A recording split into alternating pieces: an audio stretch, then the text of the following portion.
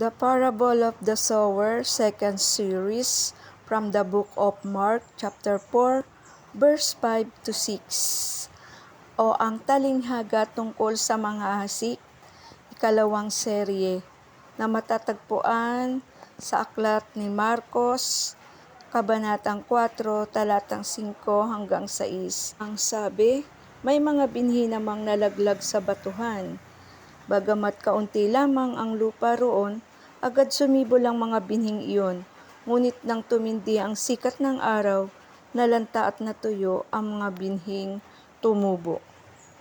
Palibhasa, hindi ito masyadong nag-ugat. Kapag sinabing batuhan, kaunti lamang ang lupa doon at singit-singit lamang. Katulad din ng ating pananampalataya sa Diyos, kapag ang puso natin ay maraming bato-bato na nakasingit dyan, ay hindi tayo lalago sa gawain ng Panginoon. Dapat alam nyo to. Alam nyo ba yung mga bato na nandyan sa puso nyo kung bakit hindi tayo lumalago sa gawain ng Panginoon? Ang unang malaking hassle or hadlang para hindi tayo makagawa sa Panginoon, ang pinakamalaking bato na madalas na nangyayari sa ating mga buhay Kristiyano. Bagamat hindi ko nilalahat, pero mostly, sabi pa, yung bato na tinatawag na simbawe. Tama po ang inyong narinig, simbawe. Sisimba ng araw ng linggo, magpupuri, magpapasalamat sa Diyos, hihingi ng tawad, lulundag, sasayaw, sa galak sa harapan ng Panginoon sa loob lamang ng pinakamatagal na ang 2 oras.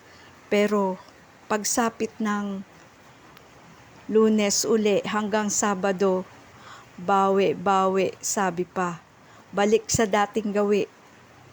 Nandoon ang mga nakakalungkot isipin na yung mga kamay na tinataas mo sa Panginoon, ginagamit mo sa pagpupuri, iginagamit mo ring pananakit sa kapwa mo. Panduduro, pananakit, yan, mga bagay na yan.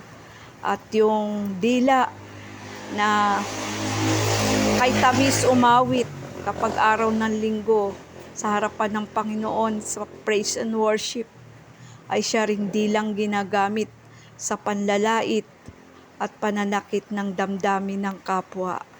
Kaya yan ang tinatawag na simbawe. Kapag araw ng linggo, banal sa loob ng 2 oras sa harapan ng Diyos. Pero kapag Lunes hanggang Sabado, ay isa siyang hangal sa harapan ng mga tao.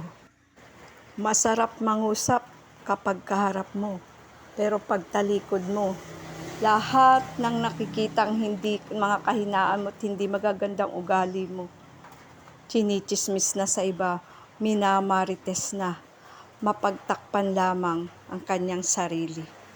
At marami pa tayong mga bato-bato na nakananan dyan sa puso.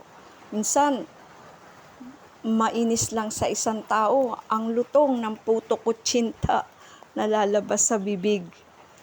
Katulad ng halaman, kailangan din natin ng sikat ng araw upang magpatuloy tayo sa paglago.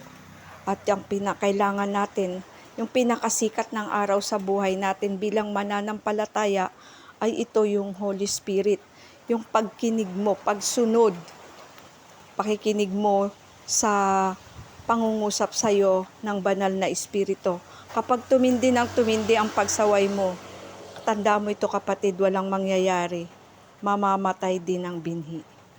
Yan ang binhing nalaglag sa batuhan.